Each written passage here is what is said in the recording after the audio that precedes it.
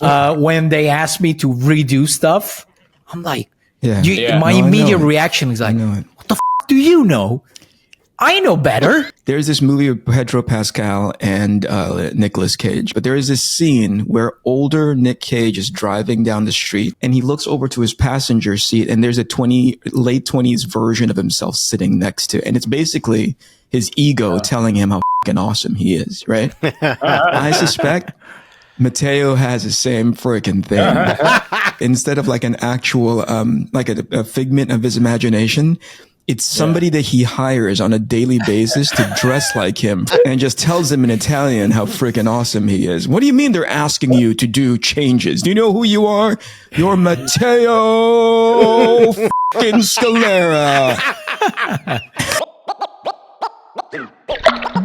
This is the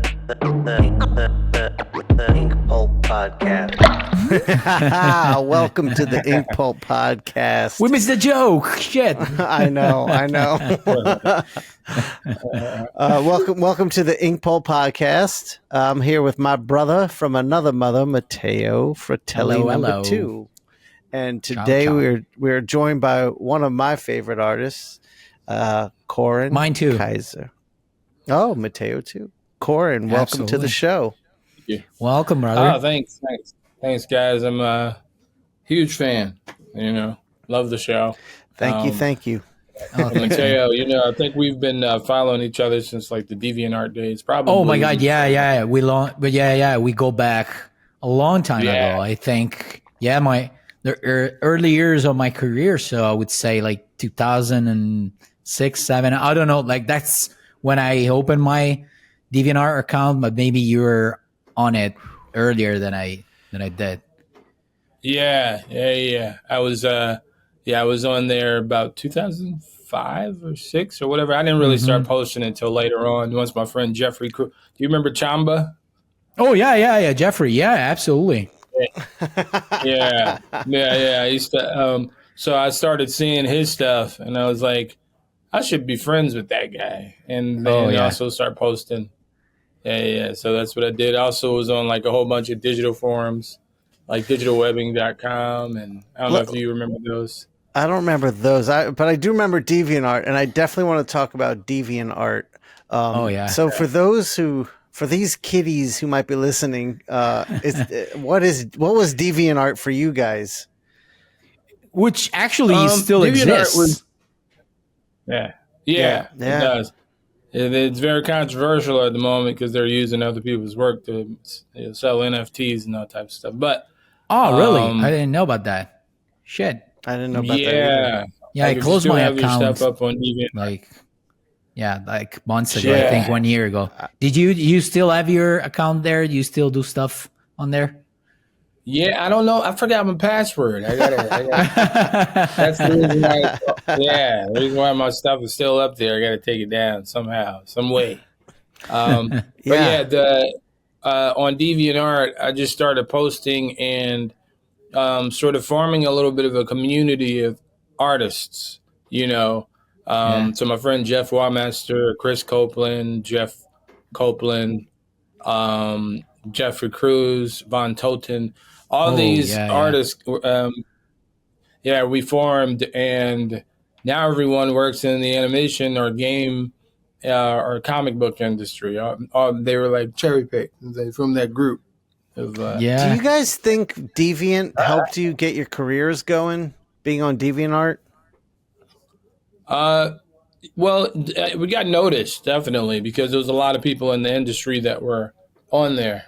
What's up, Ed? Eric is in the house. For some reason I keep calling look who's here. Yeah. Hello, Eric. Even when I was at Warner Brothers, I called Eric Ed. Can we call him Ed from now on? Let's call him Ed. Our co-host Ed Canetti is here. But I mean, like we formed like a community of artists on DeviantArt, and we got to know a lot of people in the industry, like Joaquim DeSantos was on there, Lauren Montgomery, Sam Liu, he might have been on there, but I met I was conversing with Sam Liu on his own website. I saw his website back in the early 2000s, and I was like, wow, who's this guy who was drawing the very elongated bodies like me, So I was like, I want to see if I can hit him up. Well, Coran, talk about that, like your influences, like you're talking about drawing those long bodies. Your work always grabbed my attention. It was the swag I saw in the drawing. The just oomph is a good way I could describe it. It was just powerful images, and I could see you liked playing with existing properties, but in a new way. Like I think about your Calvin and Hobbes and your Inspector Gadgets and stuff like that. And that stuff grabbed me. So what influence, like coming up as a kid, what was influencing you? You know what? It was mostly just like I loved Jim Lee and Rob Liefeld and all those big Marvel comic book artists, back in the early 90s. Mid 90s, Joe Mad, stuff like that. Oh, yeah. But I was the hugest fan of Norman Rockwell, and sort of pushing the anatomical structure of a human being. I liked how he did that, and then also Bill Watterson, and I loved. I studied a lot of the Renaissance artists from back in the day. Nice. So those. Pretty much anything pertaining to art, I was pretty much into, dude. Did you have formal art training? Like, did you go to art school or anything, or did you just figure it out on your own? I was pretty much figuring it out on my own. I was going to the library pretty much every day and reading all the books. Cool. On perspective, anything my father told me to kind of do, because my father's also an artist. Oh, okay. Awesome. He can do. What does he do? Yeah, he can draw portraits and all that stuff. Mm-hmm. Professionally, he's a musician and a playwright. Cool. But my father also, he's also really skilled at drawing likenesses and stuff like that. He's extremely blunt.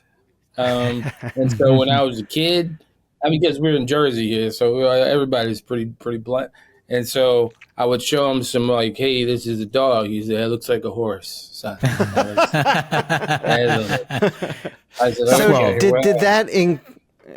did that encourage you to keep going, or was that discouraging for you? No, that kept me going. I liked that he was just truthful and told me what I needed to do. Like, he would be blunt, but also at the later on kind of give me constructive criticism. That's great. And same thing with all the other, your perspective is off. Do something with the perspective, your composition, the color, learn color theory, and all that stuff. And when did you get better than him? I want to know this. At what age? I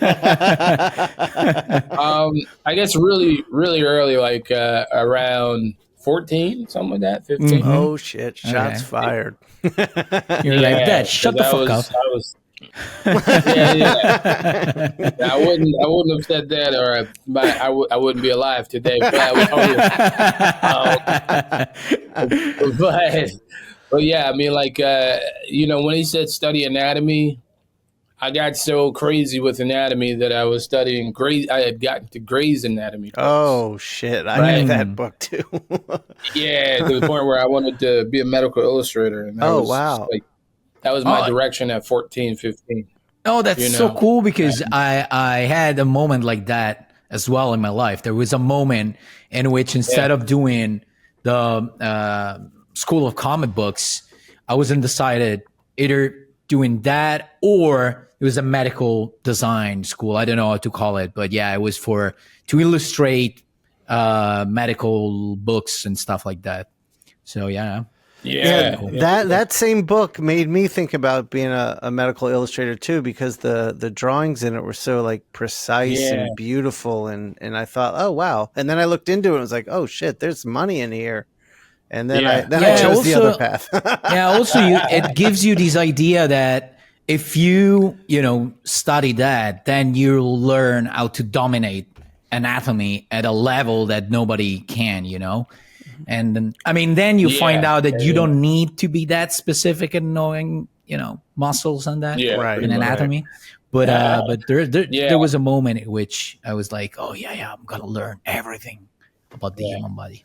Yeah, that was, but that's one of the reasons on why I was like sort of unknowingly be able to like push the form of the human body, like the proportions and stuff like that. I was just mostly learning muscles and the bones and all that stuff, and then once I got it, I was like, well, I could probably do what you know. I mean, I'm not, you know, making myself equivalent to Norman Rockwell, but I was like, I could probably push the anatomical form now. Hell yeah. You know, do what a lot of my favorite comic book artists are doing. And so that's what I started doing in late 90s. Okay. Yeah. So growing up in North Jersey, I mean, we're talking about all your academic pursuits, but I see other influences in your art that aren't so academic based. So being close to New York, hip hop and graffiti play an influence on you.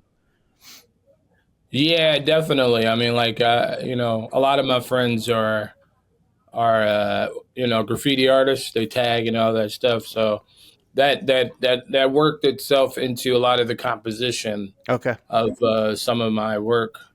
You know, growing up, you know, instead of just drawing characters just sort of standing there and looking at you all stiff, I wanted to actually add some life and fluidity to the characters. And that's what I still do, especially with the compositions of you know, a bunch of characters in one sort of picture. Yeah, I see that. But hip hop, definitely. I mean, I grew up with that. Since I was born into it, I was molded by it. Like me too. Me too. I share that with you. Yeah. In fact, I wanted to ask you, I'm pretty sure this is you. I remember I was talking to a graffiti artist and he turned me on to a YouTube video of another graffiti artist who I think took you out with some cans, and that might have been like your first time really messing with them. Kipto. He's a mural artist who goes all around the world and draws murals on walls, you know, for a good amount of money. It's just like people pay him kind of money just to come to Brazil or wherever he's going, to Japan. And so I was in California, he was in California. I was like, hey, let's do a mural together. Let's collaborate on something. And so he was like, okay, let's do it, like, you know, in a couple of days. And I was like, well, I didn't know about a couple of days. That guy. But okay, I guess so. So I never used a can before. Like, you know. So talk to me about that. What was that like using a can? It was interesting in the beginning. You can't just sort of like easily spray a thin line or a thick line on the wall and think, you know, it's, you know, it looks just like how you gotta. He taught me how to like draw squares and circles. And all that stuff, and I was like, wow, it's so hard to do this. It is. Were you having drips and shit, like problems with drips and too much paint? Yeah, there was a lot of that. And then I was like, I could probably incorporate that into some of my stuff. Yeah, also from my really short experience, mostly by watching other people doing it, there's like the lines are big. So sometimes you got to prepare the gesture in advance if you have a really long, maybe straight or curved line. And also the distance between the hand and the spray and the wall. And sometimes it drops, so you fuck it up and you gotta fix it later. There's a lot of elements to it. So Did you keep doing it after, or it's something that it was just you tried really. and then I just sort of like I was just like okay, that was fun, and then I moved on to working back in animation, but I would like to do that again sometime. You get the bug when you play with it. For me, the hardest part was because when I make a brush stroke, I'll like flick it off the page and like pull away as I'm done. And with cans, if you do that, the line gets wider. So you got to push in to get that taper. It's like the opposite of what I do. So that's always tricky for me. But I always want to keep messing around with it. There's something awesome about painting on that scale. That's fucking insane. That large it's fun. size. It's a good Eric, time. how about you? You look like a guy who does that kind of stuff. Right? I gotta be honest with you guys. I didn't even know we were freaking live until like 2 minutes ago. I literally had to look up and be like, "Oh shoot, the record button is like blinking." You guys are doing great. Well, luckily now, I can't believe you're able to make this thing work. Now the only person that you see on YouTube is the person who's speaking. So you basically didn't say a single word, so nobody saw you in your miserable state.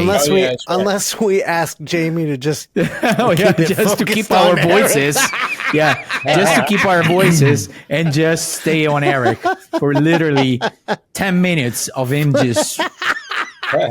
You guys are doing great. Keep up the great work on the interview. Focus on our guests, dummies. We are. So, Coran, moving forward. So have you worked, all like in animation? Has that been your entire career? Have you touched in comics or illustration at all? Well, yeah, I'm like professionally as an artist. I started, in animation. I was actually working over at Warner Brothers when Eric came over for a little bit. And helped out on All-Star Superman. Okay. You remember that, Eric? Yeah. And I was I thought that Warner Brothers were going to bring me over to be a character designer. Yeah. But they were like, "Hey, storyboard revision." I was like, "I don't know what that is. What do we explain?" You know. And so I had to learn pretty much all the terminology. I didn't realize also that it was a 2-week test, and I wasn't even supposed to be in California. I was like supposed to like still be testing out, but I thought I had the job, and so I ended up moving to California. Oh shit! And I'm like, I'm working as an artist, baby.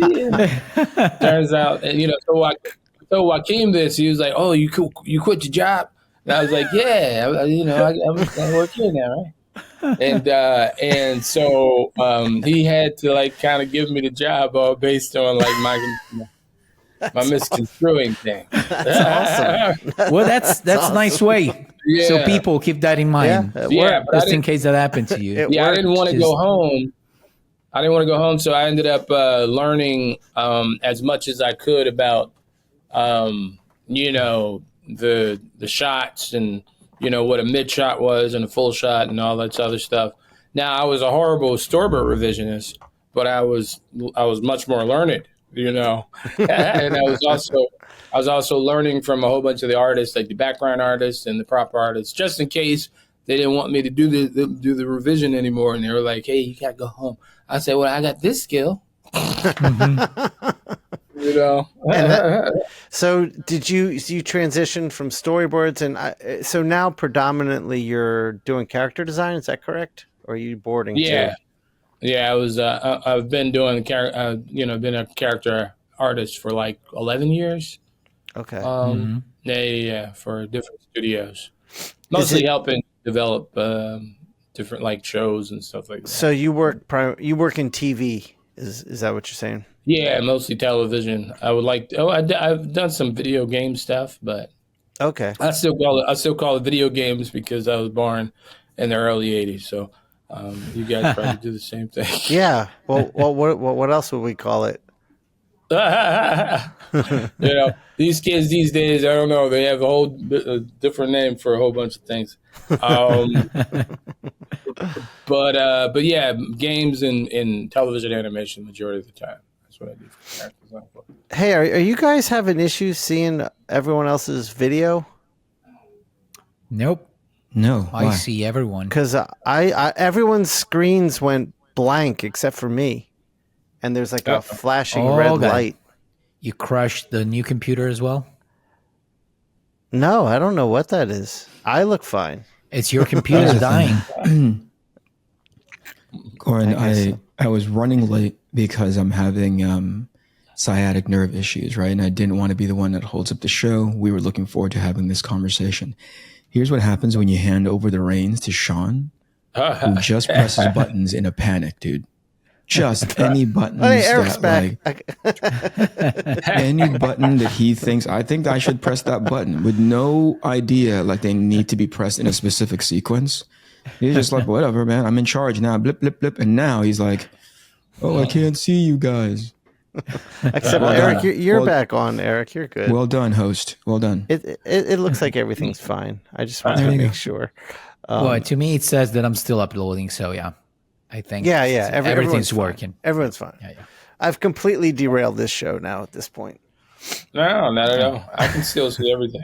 All right, cool. All right, so you worked in video games and TV animation, and when did you move back to Jersey? Was that a COVID thing?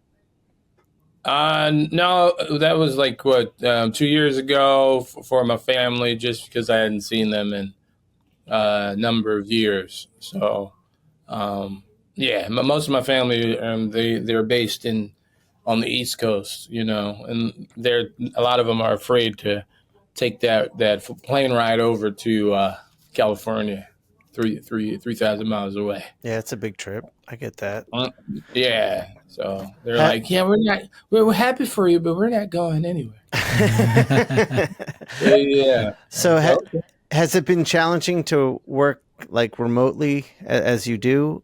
Are you freelance for animation studios, or are you like on a specific show? I'm freelancing at the moment for shows and games and like little card stuff. I'm doing some card stuff for Disney at the moment. What is that? I forgot the name of it. Shoot. Encanto? No, Encanto. That's the movie. Yeah. But I forgot but that's most of what I'm doing, freelance remotely. And you did some Marvel Snap cards, is that correct? Horrible. Horrible. Why do you think they were horrible? Well, I did some stuff, and they kind of edited them over, afterwards. And I was like, well, really? that's not. I didn't. Does that my stuff? It's like that don't even look like my drawings. And now it's sort of the talk of like Reddit and all that. Say, I can't believe they would purchase, this for this amount of money. And I'm like, well, that's not my stuff. What did they do to it? Did they mess with the drawing or the colors? All of it? Yeah, the colors. I guess they didn't want certain things in there. Like Invisible Woman's, her face, and also the ball of invisible energy and all that stuff. I did that, and it looked good, but when the final result, not so good. I was like, wait a minute. But it's weird. Didn't they ask you to change it first? They just said, yeah, this is cool, and then they modified it at the last second by themselves without telling you anything? Yeah, it was modified. Hey, Coran, can I ask you something? Sort of like add the parallax and all that stuff in there. Right. Right. And I don't know, because they did that, it's kind of screwed up things. And I guess they tried to fix it afterwards. Oh, yeah, they were still figuring it out. Eric, you were going to ask something? Yeah, I had a question for Coran real quick. How many of these kinds of shows or like, YouTube type of like episodes have you seen where they bring on a guest and they interview an artist? I suspect like a lot, right? From like a lot of different platforms. Yeah. Yeah. And I've, is this your expectation for them to just freaking bombard you with like questions? Was this what you were thinking? I'm gonna go share my, like, you're saying you moved away for family because they were, reluctant to come and visit you in California. I'm going to guess we have like, what, a 3-hour time difference. You're getting closer to lunch. I suspect your stomach is probably growling at you right now. You're surrendering you're surrendering your time. You know what I mean? The better part of your late afternoon. And they are just like, hey, Coran, stand up against the wall while we pelt you with tennis balls. That's basically what they were saying. You know what I mean? They're like, hey man, let's take 60 minutes. You hold your ass up in the air, and we're going to throw tennis balls at it for the next 45, 30 minutes or so. That sounds painful. You know what I mean? You know what's even cooler? Man? Like 1 out of 10. You know what's even cooler? 10, grade these dum-dums right now. What was that? what's even cooler Mattteo? is that there's a podcast with 3 hosts, and one of the hosts insults every time the other 2. That's an amazing podcast. I love it. Yeah, what's amazing. It's a beautiful is format. He doesn't he doesn't feel well and comes in late. And everybody's got to pay all for over it. everything we're doing. Right. Yeah. Ed, Cranky Ed. That's who's on today. yeah, we don't have Cranky Ed Ed. today. We have Yeah, yeah. Cranky Ben, Ed. I am protecting the integrity of our hosts, as you guys are you barely give them time to answer. Like, I feel like up on your screen right now, there's a teleprompter. Like, if there's a break in what Coran is saying, you're like, lob a question at him. Like, just as soon as he's done talking.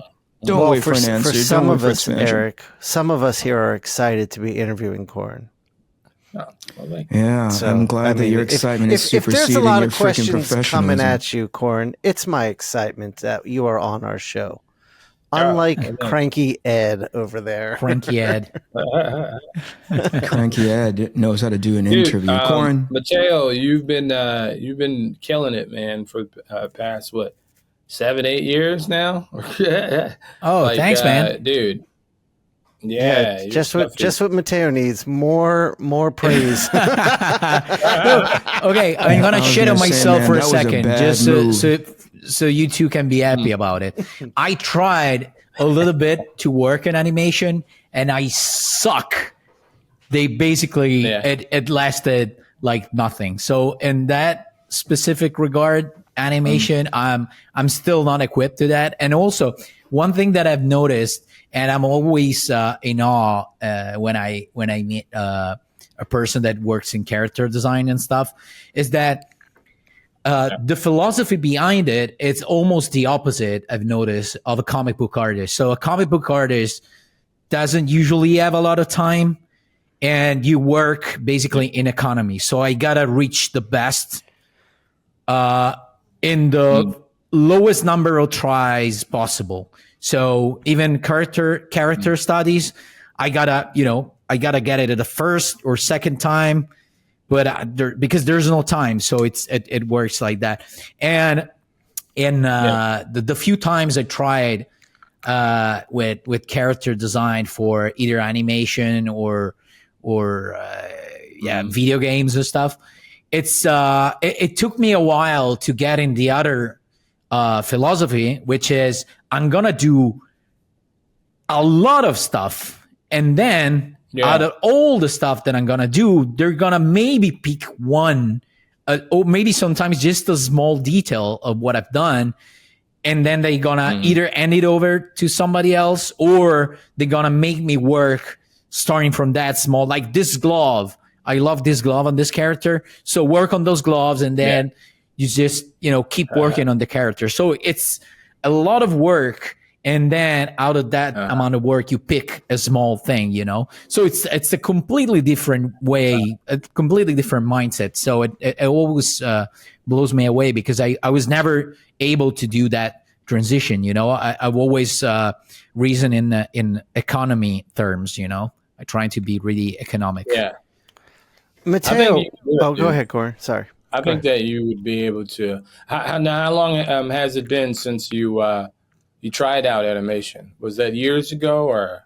That was yesterday. He did it the one time and he got bit in the ass, and he was like, "That's enough for me, man." I did 3 drawings yesterday, and I sent it to a friend of mine who works in animation. He's like, they're not that good, so that's. And I gave up. No, I'm sorry. No, I actually they tried to hire me for a thing when Disney Plus was coming up. There was this What If stories, the one with Captain America, with the female version of Captain America.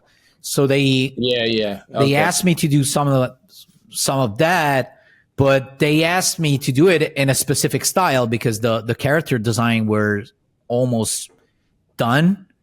So, and I had to adapt to a style that I'm not able to work on. And that's another thing that, to me, it's really hard, because for the last 16, 17 years, I've always been doing just my thing, and people would hire me expecting me to do my thing. So it was really hard. And also I worked on on the last Spider-Verse as as a character designer, and eventually they picked up a character that I did, but they didn't use it for this one because they went another way, because they started building up during COVID, and then 2 years went by, so they changed the whole plot and the whole story, so they end up not using my stuff. But to me, it was always weird because I was in my head, I was recognizing that I was always trying to do the least amount of work as possible as a good comic book artist.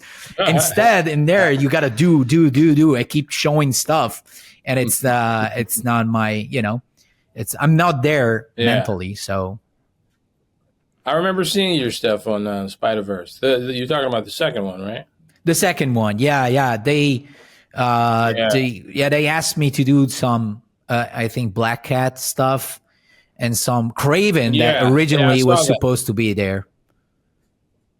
Yeah, so I worked over at Sony, and they were making Spider-Verse 2, the second one, upstairs. Rakim and all the other crew, and but they had a whole sort of the document or folder filled with the Spider-Verse stuff, and I ended up seeing some of that and seeing your work, and I thought, wow, this looks really cool. Yeah, mine I think was in the "Do not do this" folder. Do not work like this. Eric, I got to rewind a little bit. Eric, did you hear the entitlement earlier? Eric, did you pick up on that? I'm hired to do my thing. No, hold on. There was a couple of things in there where I was like, if I read between the lines, I can almost hear him say, I've been doing this for a few years now, and I don't like it when people tell me to do things a bunch of times. I'm pretty good the way I am. Yeah, that's basically it. You must see me. Right, man. You should see me when they ask me to redo stuff. I'm like, my immediate reaction is like, what the fuck do you know? I know better.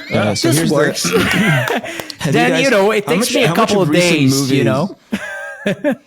How much movies have you guys watched recently? There's this movie with Pedro Pascal and Nicolas Cage called The Unbearable Weight of Something. So I can't remember what it is, but there is this scene where older Nick Cage is driving down the street, and he looks over to his passenger seat, and there's a late 20s version of himself sitting next to, and it's basically his ego telling him how fucking awesome he is, right? I suspect Mattteo has the same freaking thing. Oh yeah. I live on a highway. Instead of his I'm surrounded by cars with old me around.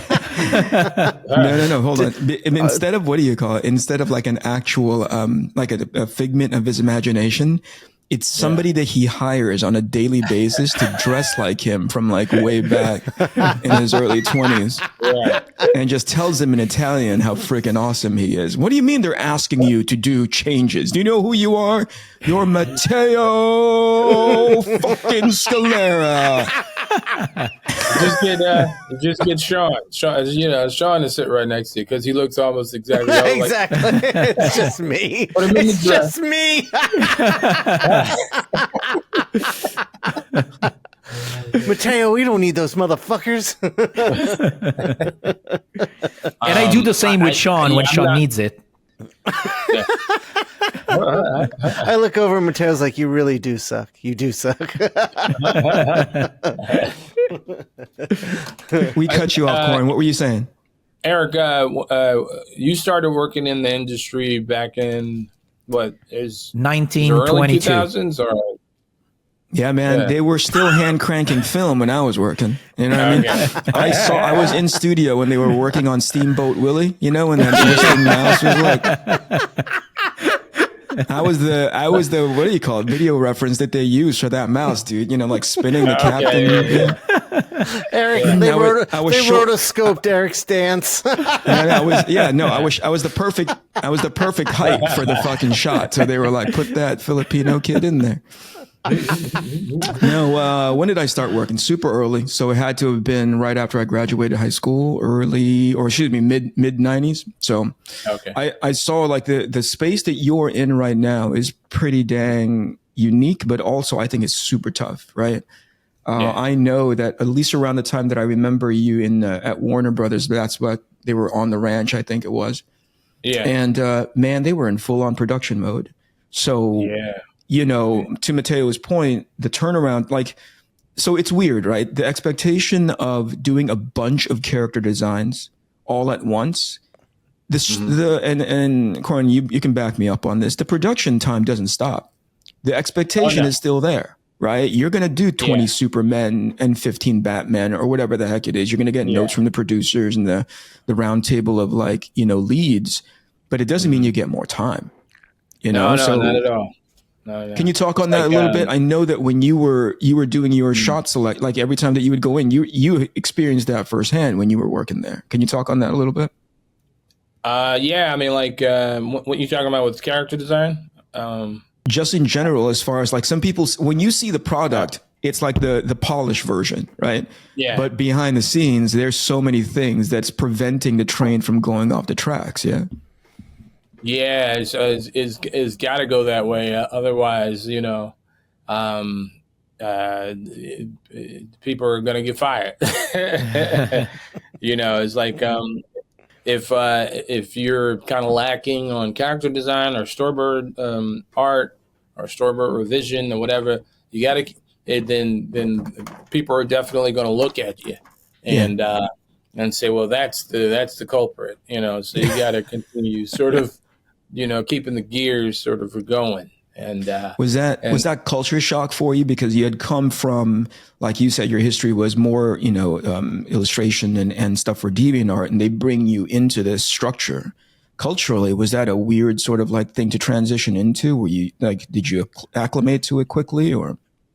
Not quickly. No, definitely not that. But it took like a couple of years actually to really sort holy shit, acclimate to the storyboard revision and storyboard art and all that stuff, because like I said, I didn't know anything. I didn't even know that was a thing before working in the animation industry, that people were drawing pictures in sequence in order to make a film or a cartoon, stuff like that. So I kind of knew about character design before working in animation.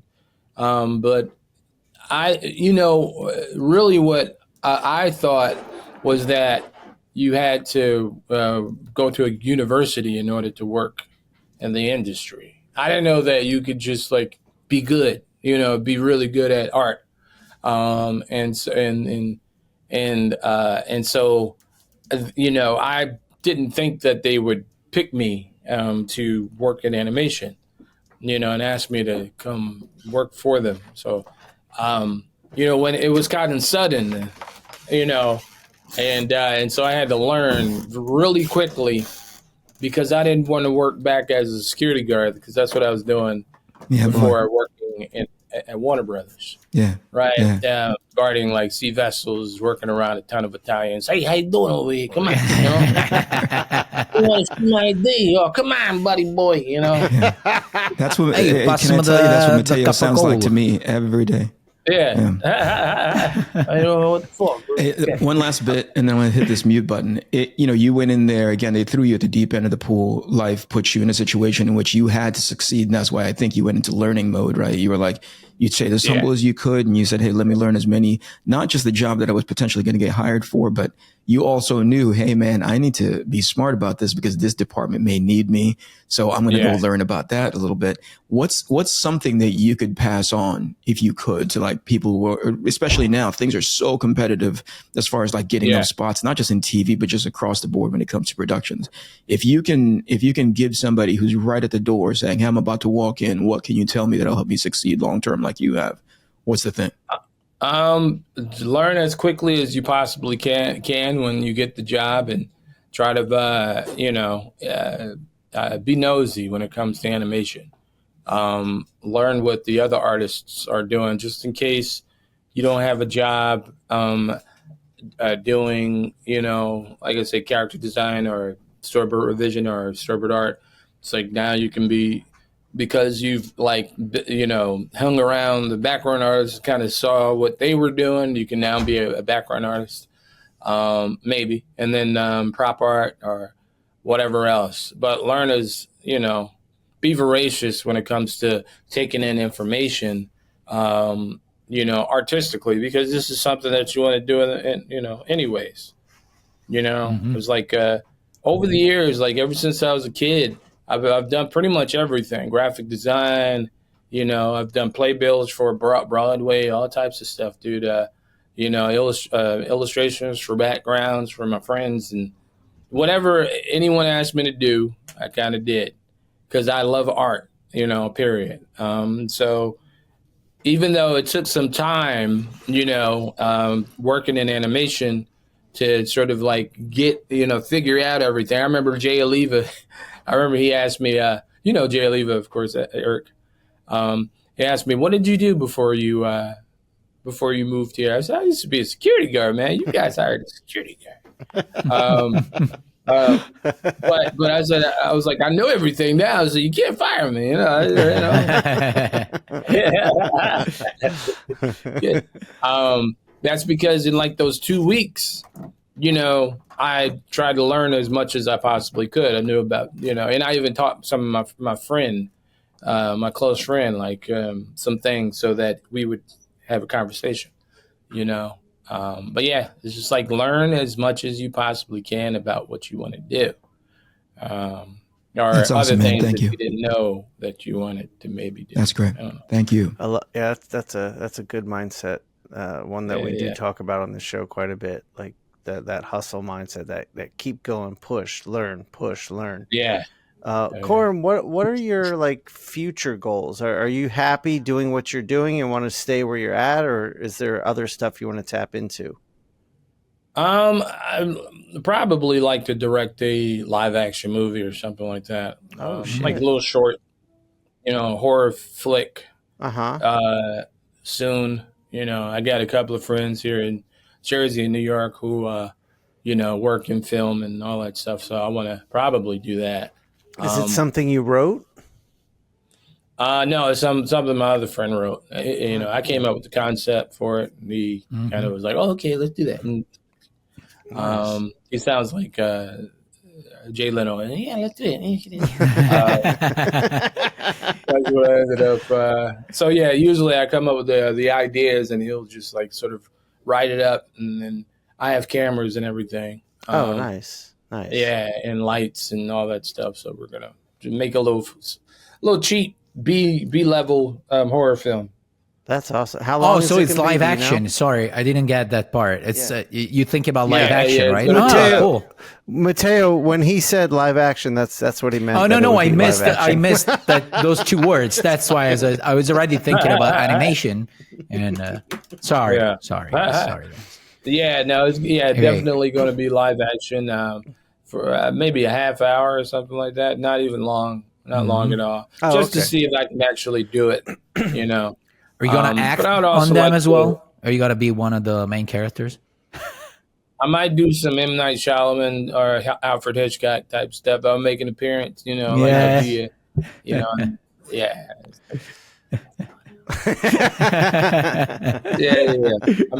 I might say hi to the camera. So, Coran, I've noticed a few times on the show, like you've got a nice range of like character voices. Have you ever messed with voice acting? No, not really. I think we all probably can do it, especially if you work in animation. You can. I mean, I definitely have that skill. Yeah, and also I'm from Jersey. Jersey is the most multicultural. I saw Eric's face. Sorry to interrupt, but Eric and I made the same face at the same time. You probably can't see mine because it's all pixelated. But what was the face for? What was the face about? Eric, show it because he can't see mine. Yeah. My camera went out. I don't know if you guys. He was asking what the face was for, Mattteo. Oh yeah. And, it was for you being good at doing course. voices. Yeah. Well, we never know we never knew about that skill. Yeah, Really? Yeah, because he's not good at it. He's We're talking about Shawn. That's how you don't know. We're talking about Shawn Coran. Yeah. We never knew about Coran's this fine. skill. He did, like, That probably is a fucking in this lie. conversation. In this conversation, Coran has done at least like 3 or 4 that were like, that's hilarious, man. That's pretty cool. He did the Italian one, he did the Jay Leno one, and probably 2 of them previously, right? Yeah. Shawn, and then as soon as here's the thing, as soon as Coran said it, Shawn's like, yeah, I do that too. And it took all of my fucking control not to have my eyeballs roll into the back of my head, because I was like, oh my God, can you please not make it about you? The guy's trying to talk about what he wants to do for the future. And he may do voice. And I was like, you now lobbed a question like, are you thinking about Shawn's doing voices? Yeah, I was going to ask. Let's hear some of the voices. Yeah. Come on, Shawn. See? It's your time. See? Time to shine, baby. What? You can't put me on the spot like that. Do Trump. Let me see if you can do Trump. Who do you want me to do? Who do you want me to do? This is going to be terrible. Lizzo. Who? Lizzo? I don't even know what she sounds like. I gotta go. I'll talk to you guys later. All right. Eric is super cranky today. Yeah. Way more than Mattteo, usual. Don't you remember? Can you guys hear my voice? Because My camera. Yeah. I can see you fine, Kizer. Yeah, Coran, the image is a little fine. Cloudy, but the audio is fine. But it keeps telling me don't worry about that.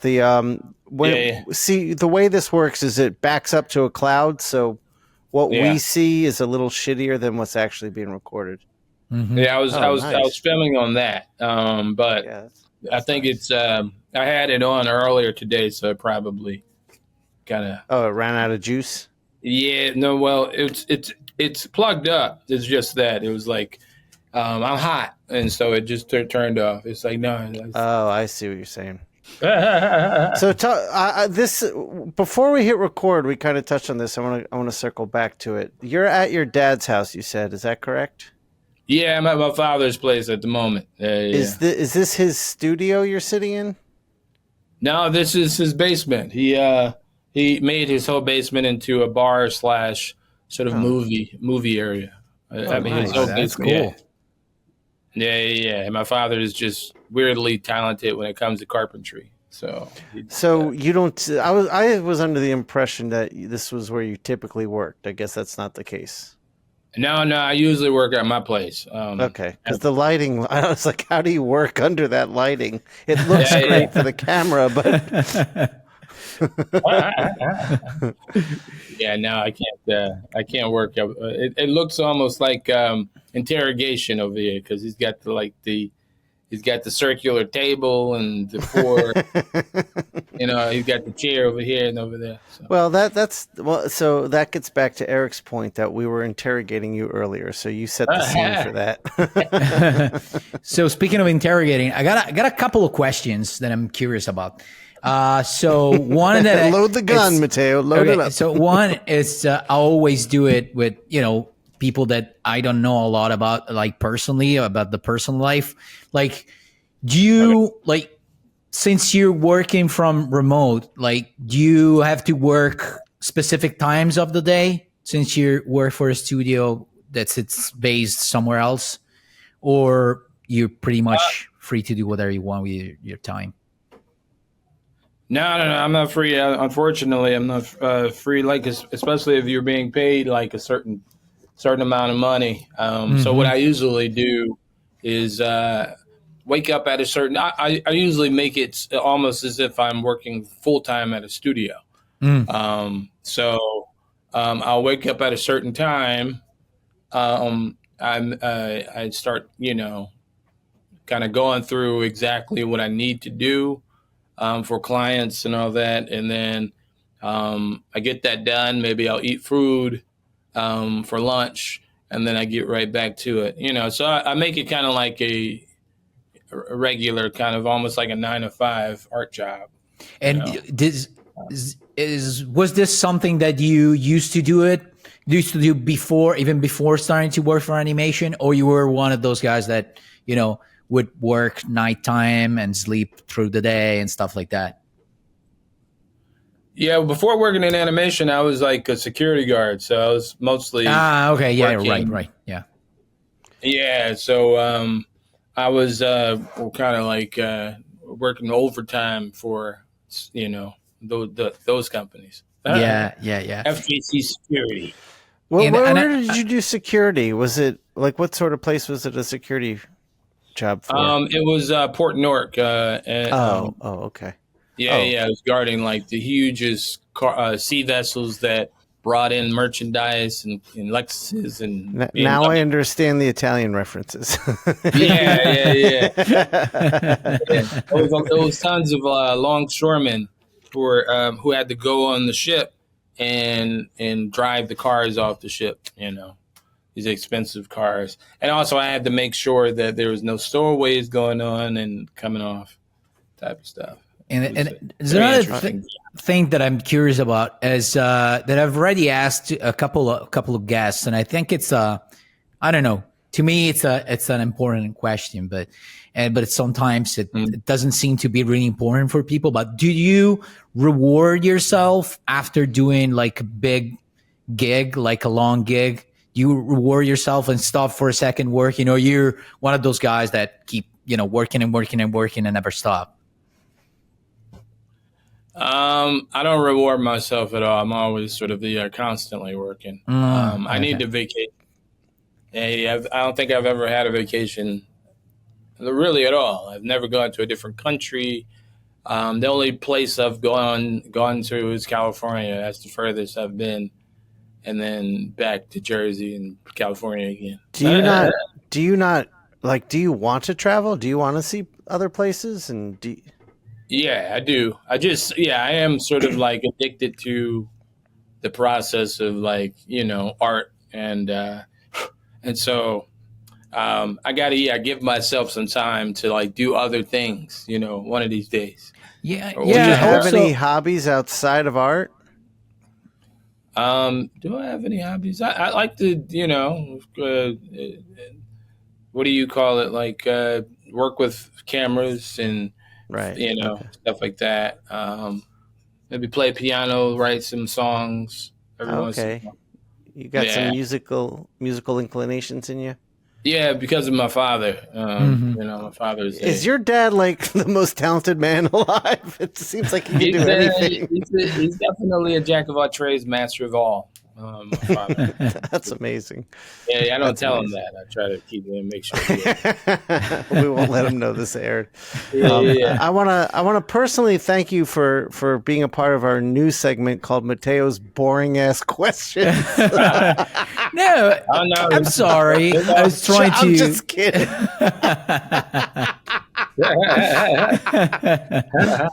I'm just kidding, Matteo. I love your questions. So I got another boring one if you want. Wait, hold on. Bring it Here's on. the thing, right? Wait. Matteo, Eric's going to say something first. Listen, Matteo's questions, I don't think they're boring. They're coming from the heart. You know what I mean? It's like, is this the kind of stuff that Mattteo is interested in? If Coran was in his studio, hey man, what do you do on the side? What do you do to relax? Matteo's trying to like contrast his life to other artists whom he admires. It makes total sense. The way he asks it is very on brand for Mattteo. You know what I mean? Like you can almost see him serving him up like a bowl of pasta as he's doing it. Hey, let's just talk, man. Here's some wine. Here's some pasta. Here's some dessert after. It comes from a good place. Shawn, on the other hand, fucking doxing the shit out of people. Yo, man, where did you used to work? Yeah? Okay, cool, man. Where's that house that you're at right now? What's your social security number and your bank account numbers? Yeah. I like how Shawn was like, I see that you're black, so hip hop and it's like, okay, see? I guess, That's the other thing. It's just, but it is a weird coincidence that you actually knew that. Listen, Coran, if our guest can pick up on it, and Matt, this is like, what episode is this? This is like 295 already. Hold on. I got to defend myself here. I know you love hip hop because I see your reels and I see the music choices you make and I see it in your artwork, and I have the same thing going on. So, yeah. I love it. Okay, also, to and be fair, Eric is trying to listen. I'm trying to defend you. Listen, I'm trying to I'm trying to defend you. Okay? Shawn asked this of everybody. We were in Italy earlier this year. Random strangers on the street. He was asking if he was they were into hip hop, and it could be anything. It could be like somebody's random shoes that looked like it was part of that culture. It could be like. Whatever it is, Shawn will just ask that. They don't even have to be English speaking. He just goes and approaches them, and that's his kinship with those people. So don't take it as a slight. Take it more of a Shawn likes the idea of being associated with a. Are you sure? Are you sure there weren't all black people that he was asking to in Italy? I didn't say it. Hey man, you listen to the hip hop and the graffitis and stuff like that.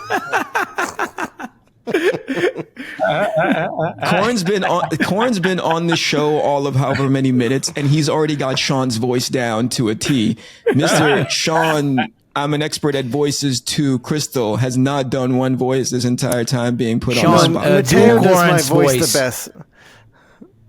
No, I can't. I want to hear. Mattteo does my voice the best. Yeah. Mattteo, go ahead. Yeah, you just do this and that's it.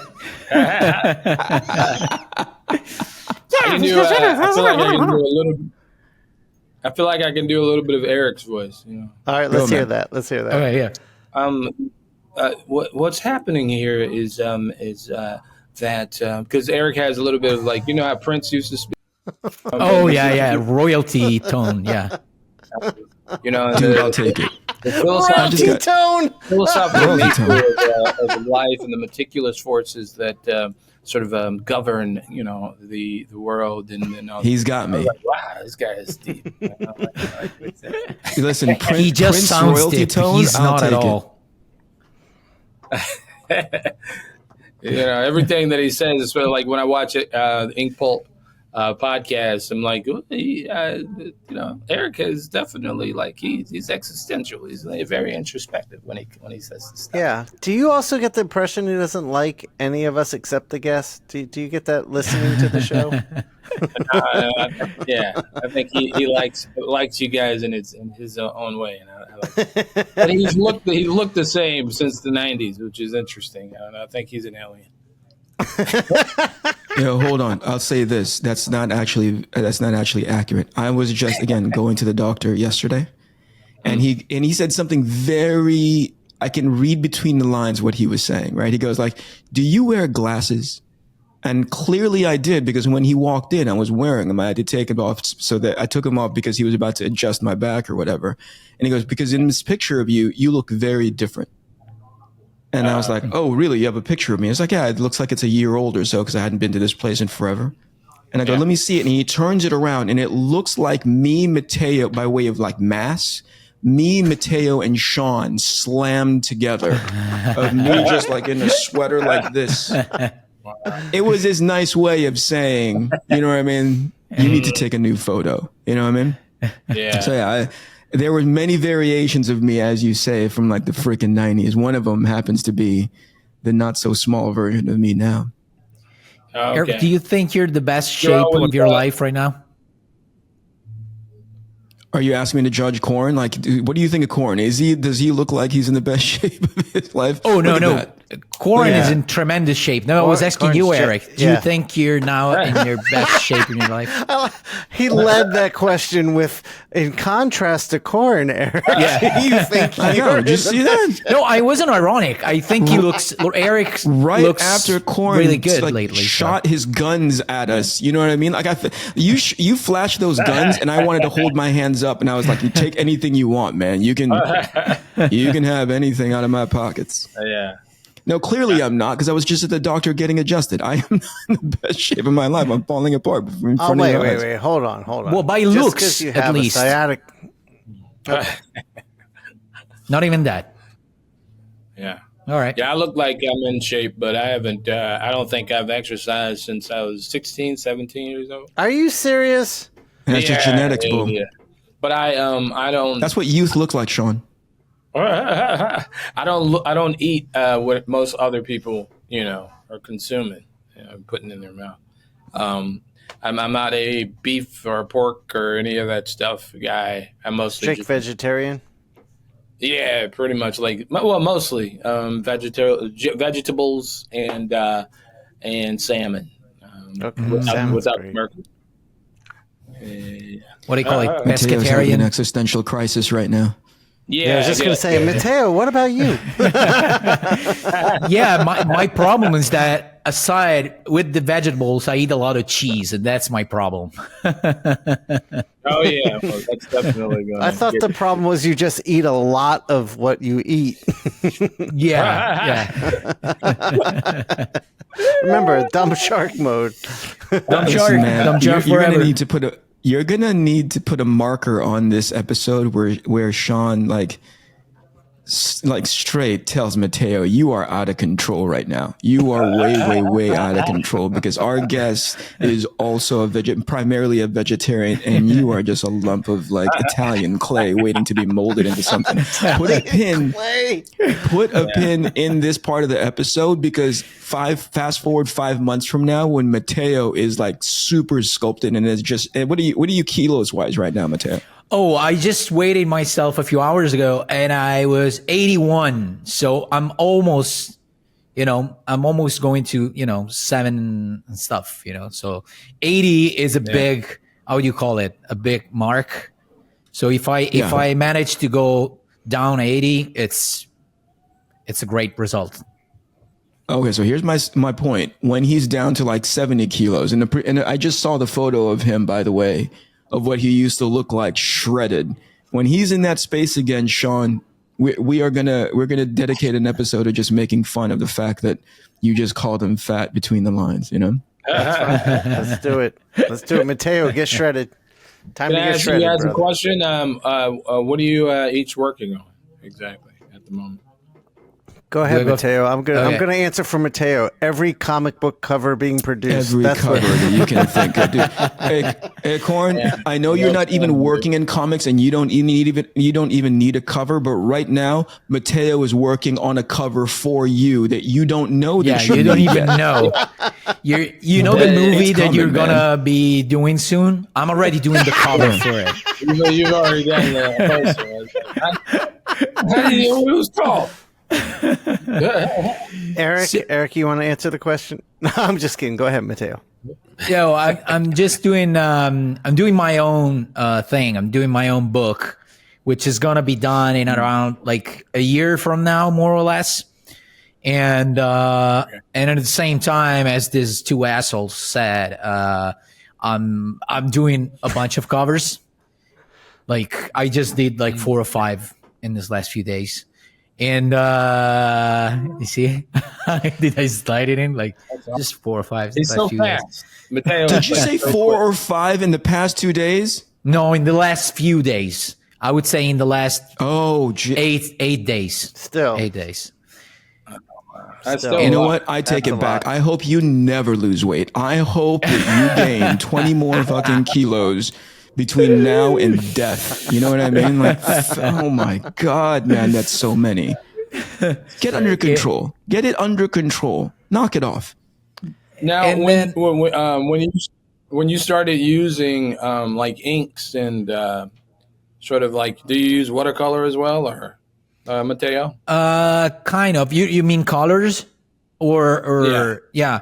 Well, yeah, kind of. I use some watercolors and some acrylics, but I treat them as they were watercolors. So I dilute them with water a lot, or I also use liquid acrylics, which are really nice.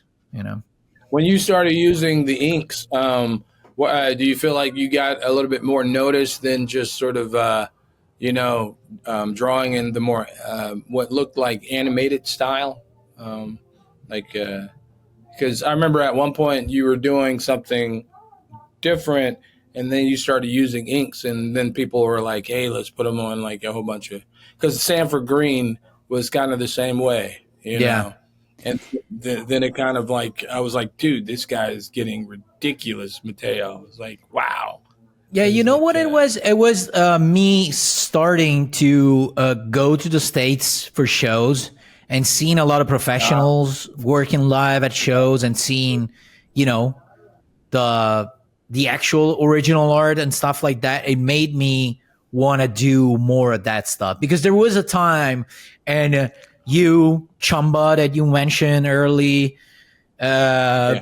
a lot of other guys, you were a huge influence on me and back in the DeviantArt time. So I was doing a lot of, you know, coloring in Photoshop, a lot of colors, and trying to a certain degree, to a certain point in which I was basically almost just working all digital. I would just do the pencils by hand and just scan and then work digitally.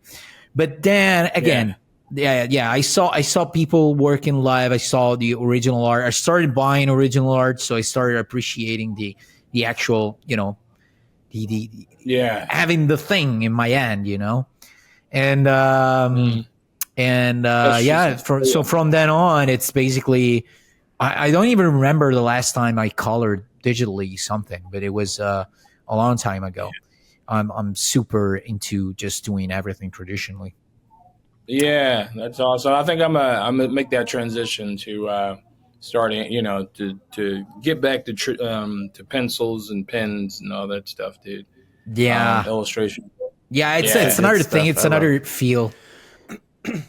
And plus, with artificial intelligence, I mean, like you can kind of they can kind of reproduce very easily digital.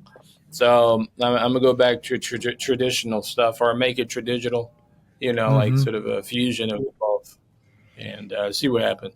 Did you ever have you ever painted like traditionally?